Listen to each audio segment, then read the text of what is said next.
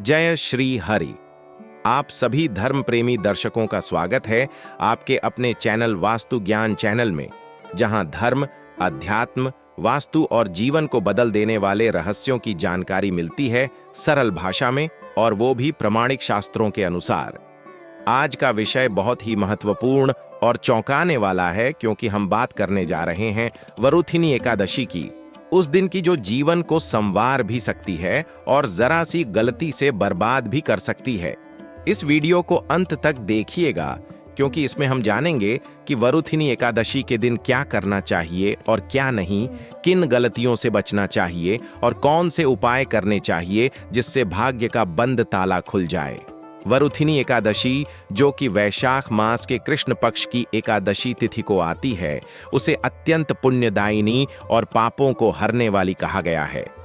यह एकादशी भगवान श्री विष्णु की पूजा के लिए विशेष रूप से समर्पित होती है और शास्त्रों में इसका अत्यधिक महत्व बताया गया है। इस दिन व्रत करने से न केवल जन्म जन्मांतर के पाप मिटते हैं, बल्कि मनुष्य को दरिद्रता, रोग और दुर्भाग्य से भी मुक्ति मिलती है।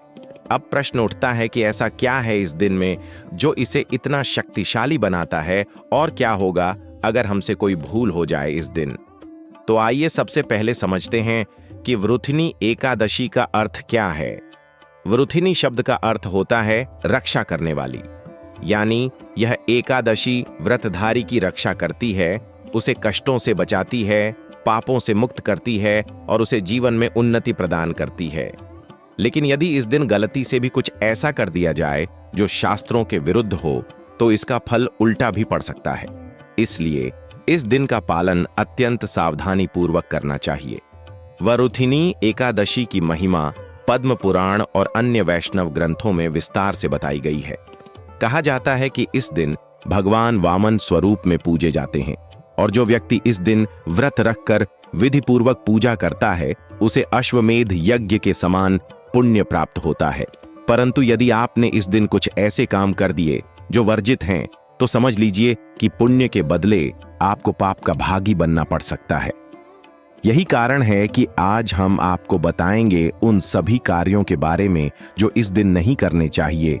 साथ ही उन उपायों और नियमों के बारे में भी बात करेंगे जिन्हें अपनाकर आप वरुथिनी एकादशी के दिन भगवान श्री विष्णु को प्रसन्न कर सकते हैं। सबसे पहले बात करते हैं उन गलतियों की जो इस दिन भूलकर भी नहीं करनी चाहिए। वरुथिनी एकादशी के दिन मांस, मदिरा, लहसुन, प्याज जैसे तामसिक और राजसिक भोजन का सेवन पूर्ण रूप से वर्जित है। शास्त्रों के अनुसार यदि कोई व्यक्ति इस दिन व्रत तो करता है, लेकिन इन तामसिक पदार्थों का सेवन करता है, तो वह पुण्य का अधिकारी नहीं बनता, बल्कि उसे दोष प्राप्त होता है। इस दिन क्रोध, झूठ, छल, कपट, चुगली, परनिंदा, विवाद, शारीरिक संबंध, बाल कटवाना, नाखून काटना, झूठ बोलना, झगड़ा करना, किसी का दिल दुखाना, ये सभी कार्य वर्जित हैं। जो व्यक्ति इनसे बचता है वही सच्चे अर्थों में व्रतधारी कहलाता है और भगवान श्री विष्णु की कृपा का पात्र बनता है। अब बात करते हैं कि वरुथिनी एकादशी के दिन क्या करना चाहिए। सबसे पहले तो इस दिन ब्रह्म मुहूर्त में उठें, स्नान करें और भगवान विष्णु के वामन अवतार का ध्यान करें। घर के मंदिर को स्वच्छ करें और दीपक जलाएं। यदि तुलसी का पौधा हो तो उसमें दीपक लगाएं और भगवान को पीले फूल, तुलसी पत्र और पंचामृत अर्पित करें। इस दिन व्रत रखें, केवल फलाहार लें या निर्जल व्रत करें यदि शरीर साथ दे। भगवान विष्णु का व्रत कथा सुनना अनिवार्य होता है, बिना कथा के व्रत अधूरा माना जाता है। आप यह कथा हमारे वास्तु ज्ञान चैनल पर भी सुन सकते हैं, जहां हम शास्त्रों के अनुसार व्रत कथाएं और विधियां सरल भाषा में प्रस्तुत करते हैं। इस दिन दान देना बहुत पुण्यदायक होता है, विशेषकर पीत वस्त्र, पीली मिठाई, गेहूं, गुड़, घी, तांबे का बर्तन, तुलसी का पौधा और भगवान विष्णु की मूर्ति या चित्र का दान करने से अत्यंत लाभ होता है। यदि यह दान किसी ब्राह्मण को या जरूरतमंद को किया जाए तो उसका फल और भी अधिक होता है। वरुथिनी एकादशी के दिन गाय, ब्राह्मण, वृद्ध, रोगी और निर्धन लोगों की सेवा करने से अक्षय पुण्य की प्राप्ति होती है। इस दिन की गई भक्ति, सेवा और दान का प्रभाव इतना प्रबल होता है कि यह जीवन की दिशा बदल सकता है। इस दिन शयन जमीन पर करें, खटिया या गद्दे का त्याग करें, रात्रि में भगवान नाम संकीर्तन करें और जागरण करें तो इसका फल 100 यज्ञों के समान होता है। इस दिन विष्णु सहस्रनाम, श्री विष्णु चालीसा, श्रीमद् भगवद गीता का पाठ करें। श्री हरि को पीला भोग अर्पित करें, जैसे कि केला, बेसन के लड्डू या केसर युक्त खीर। जो लोग आर्थिक संकट में हैं, रोगों से परेशान हैं, विवाह में विलंब हो रहा है, उन्हें विशेष रूप से वरुथिनी एकादशी का व्रत करना चाहिए। इससे जीवन में शांति, समृद्धि और वैवाहिक सुख की प्राप्ति होती है। यदि कुंडली में शनि या राहु केतु के दोष हैं, तो यह एकादशी उनके दुष्प्रभावों से रक्षा करती है। कई बार लोग सोचते हैं कि केवल व्रत रख लेना ही काफी है, परंतु व्रत का सही तरीका जानना और उसका पालन करना ही सबसे जरूरी होता है। हमारे वास्तु ज्ञान चैनल का उद्देश्य ही यही है कि हम आपको वो सभी जरूरी बातें बताएं जो आपके जीवन को बदल सकें। इसलिए हम समय समय पर व्रत, त्योहार, तंत्र मंत्र, ज्योतिष, वास्तु और आध्यात्मिक उपायों की जानकारी पूरी श्रद्धा और प्रामाणिकता के साथ आप तक पहुंचाते हैं। अगर आपने अभी तक हमारे चैनल को सब्सक्राइब नहीं किया है तो अवश्य करें और बेल आइकन दबाएं, ताकि हर महत्वपूर्ण जानकारी आप तक सबसे पहले पहुंचे। इस एकादशी पर हम आपके लिए विशेष उपाय भी लाए हैं, जिन्हें अपनाकर आप भगवान श्री विष्णु को प्रसन्न कर सकते हैं और अपने जीवन के कष्टों से मुक्ति पा सकते हैं। यदि आप चाहते हैं कि आपके घर में सुख शांति बनी रहे, आर्थिक स्थिति सुदृढ़ हो और संतान का कल्याण हो, तो वरुथिनी एकादशी के दिन संकल्प लेकर व्रत करें और पूरे मन से भगवान नाम स्मरण करें। अंत में यही कहूंगा कि वरुथिनी एकादशी केवल एक तिथि नहीं है, यह एक अवसर है अपने पापों से मुक्ति पाने का, अपने भाग्य को जगाने का, अपने जीवन को नया मोड़ देने का। यदि इस दिन की शक्ति को पहचान लिया जाए और पूरी श्रद्धा से इसका पालन किया जाए तो जीवन में चमत्कार हो सकते हैं। इसलिए इस दिन को व्यर्थ ना जाने दें। व्रत रखें, पूजा करें, दान दें, सेवा करें और हर उस गलती से बचें जो आपके पुण्य को नष्ट कर सकती है। और हाँ, इस वीडियो को अपने सभी मित्रों और परिवारजनों के साथ जरूर साझा करें, ताकि सभी इस शुभ अवसर का लाभ ले सकें। अगली वीडियो में फिर मिलेंगे एक नई जानकारी, एक नए रहस्य और एक नई ऊर्जा के साथ। तब तक के लिए जुड़े रहिए वास्तु ज्ञान चैनल के साथ, जहां धर्म है, ज्ञान है और समाधान भी। जय श्री हरि नमन है उन सभी साधकों को जो धर्म की इस दिव्य यात्रा में हमारे साथ जुड़ चुके हैं। स्वागत है आप सभी का वास्तु ज्ञान चैनल पर। आज हम आपको बताने जा रहे हैं कुछ ऐसे दिव्य रहस्य, कुछ ऐसे चमत्कारी उपाय जिन्हें यदि आपने जीवन में सच्चे श्रद्धा भाव से अपनाया तो न सिर्फ दुर्भाग्य दूर होगा, बल्कि सौभाग्य आपके द्वार पर आकर खड़ा हो जाएगा। ये कोई साधारण उपाय नहीं है, ये उन अर्षियों की वाणी है जो पीपल की छाया में बैठे, तुलसी के समीप ध्यानस्थ हुए, गौ माता के सान्निध्य में जीवन का रहस्य समझे। भक्तों, जब हम कहते हैं कि गाय को रोटी खिलाओ, तो ये केवल एक परंपरा नहीं है, यह उस आत्मिक संबंध की स्मृति है जो मनुष्य और गौ के बीच वैदिक काल से चला आ रहा है। सुबह के प्रथम प्रहर में जब आप गुड़ मिली रोटी लेकर गौ माता के पास जाते हैं, तो वह आपको पहचानती है। उसकी आंखों में करुणा होती है, उसकी सांसों में शिव का स्पर्श और उसके चरणों में विष्णु का वास होता है। जैसे ही आप एयूएम सुरभ्यै नमः का उच्चारण करते हुए वह रोटी अर्पित करते हैं, तभी ब्रह्मांड में एक तरंग उठती है, आपके पापों को जलाने की, पितृदोष को शांत करने की, भाग्य को बदलने की। हे साधकों, जब एक संध्या समय आता है और आप तुलसी के पौधे के आगे देसी घी का दीपक प्रज्वलित करते हैं, तब समझिए कि लक्ष्मी स्वयं आपके घर की दहलीज पर आकर बैठ जाती हैं। तुलसी का पौधा केवल एक हरा पत्ता नहीं, वह नारायण की प्रिया है, वह साक्षात वरदायिनी है। एयूएम तुलस्यै नमः मंत्र के साथ यदि आप 108 बार तुलसी के समक्ष प्रार्थना करें, तो जो कार्य वर्षों से अटका हो वह भी सरल हो जाएगा। तुलसी को कभी झूठ से न छुएं और प्रातःकाल नहाने के बाद ही जल अर्पण करें। पीपल वह वृक्ष नहीं, वह तप है, वह साक्षात काल का साक्षी है। शनि, विष्णु और पितरों का वास इस दिव्य वृक्ष में बताया गया है। शनिवार की सुबह पीपल पर जल अर्पित करें। एक लोटा जल जिसमें थोड़ा सा दूध, काले तिल और एक चुटकी मिश्री मिलाकर चढ़ाएं।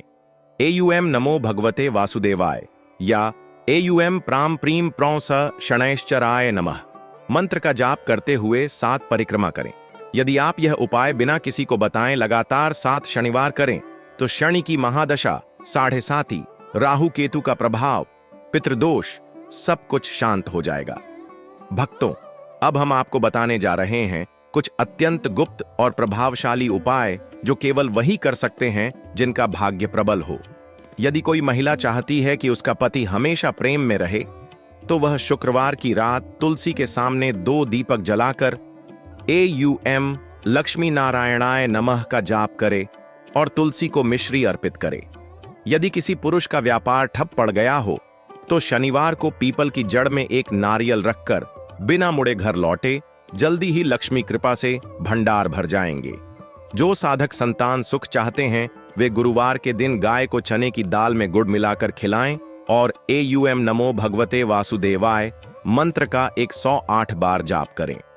यदि गृह कलह का समाधान चाहिए तो तुलसी पत्र को मिश्री के साथ प्रतिदिन परिवार के सदस्यों को खिलाएं। भक्तों, पक्षियों को अन्न देना केवल पुण्य नहीं, वह अन्न स्वयं कुबेर के भंडार से जुड़ता है। 7 प्रकार के अनाज, गेहूं, चावल, ज्वार, बाजरा, उड़द, चना, तिल को मिलाकर हर दिन पक्षियों को अर्पित करें और साथ ही मन में बोलें, हे प्रभु, जैसे ये अन्न पक्षियों तक पहुंचा वैसे ही मेरा भाग्य भी मेरे पास आ जाए। अब हम बताते हैं वह दिव्य उपाय जिसे करने से रात्रि के अंधकार में भी लक्ष्मी की कृपा मिलती है। अमावस्या की रात चुपचाप एक नारियल में अपनी मनोकामना बोलकर पीपल की जड़ में रखें और किसी से कुछ न कहें। यह उपाय 100% फल देता है यदि किया जाए निस्वार्थ और विश्वास से।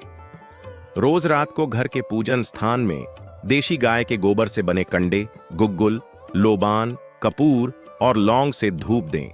इससे नकारात्मक ऊर्जा नष्ट होती है, देवी देवताओं का आह्वान होता है और घर में दैवीय कंपन प्रवेश करते हैं। अब ध्यान से सुनिए, क्योंकि जो अभी आप जानेंगे वह केवल शास्त्रों में गुप्त रखा गया था। शनिवार की रात 12 बजे अपने इष्ट देव के सामने एक घी का दीपक जलाएं, 7 नीले फूल रखें और 108 बार एयुएम नमः शिवाय मंत्र का जाप करें।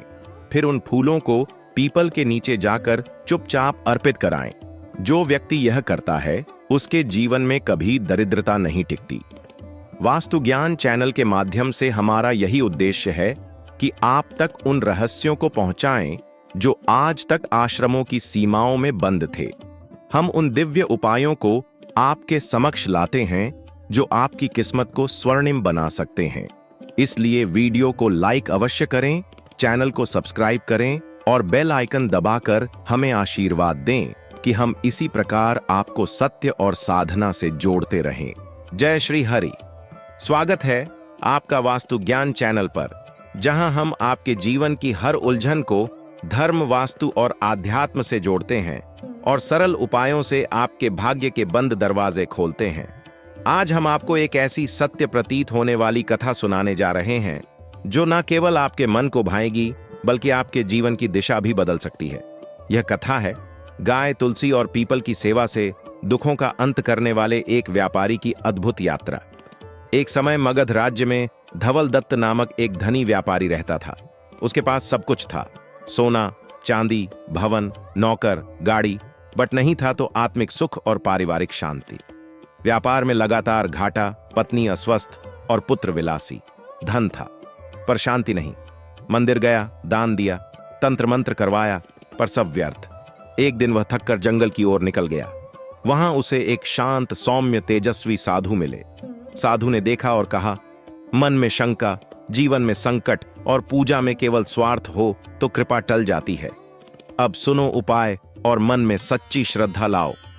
साधु ने कहा, हर गुरुवार को गौ माता को रोटी में गुड़ और चना मिलाकर खिलाओ। रोटी में थोड़ा सा हल्दी मिलाना ना भूलना। हर सोमवार पीपल को प्रातःकाल शुद्ध जल चढ़ाओ। साथ ही 7 परिक्रमा करते हुए एयुएम नमः शिवाय का जाप करो और हर रविवार तुलसी के पौधे के सामने दीपक जलाकर 108 बार एयुएम विष्णवे नमः का जाप अवश्य करो। धवल दत्त ने साधु के बतलाए अनुसार पूजा प्रारंभ की। पहले सप्ताह उसे कोई विशेष परिवर्तन महसूस नहीं हुआ। दूसरे सप्ताह व्यापार में अचानक रुका हुआ पैसा वापस आया।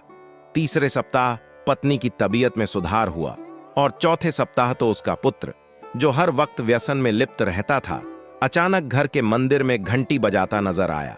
उस रात सपने में वही साधु फिर प्रकट हुए और बोले, अब अमावस्या की रात्रि को एक नारियल पीपल की जड़ में अर्पित करना और कुछ भी बोले बिना केवल अपनी मनोकामना मन में कह देना। धवल दत्त ने वैसा ही किया। कुछ ही महीनों में उसका छोटा भाई, जो वर्षों से संतान के लिए तरस रहा था, एक स्वस्थ पुत्र रत्न को प्राप्त हुआ। अब धवल दत्त का जीवन ही बदल गया था।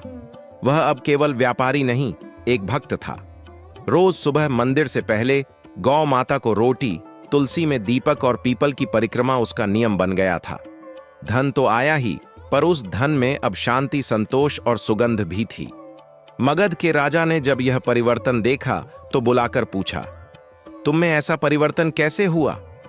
धवल दत्त ने सिर झुकाकर केवल इतना कहा, गाय की सेवा में लक्ष्मी छुपी है, तुलसी में श्रीहरि का वास है और पीपल में स्वयं भगवान शिव और विष्णु दोनों का निवास है। जो इनकी सेवा करे उसके जीवन में कभी कमी नहीं रहती।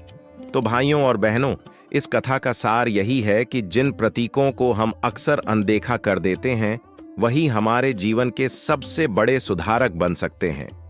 रोटी तो आप रोज बनाते हैं, एक निकालकर गाय को देना शुरू कीजिए।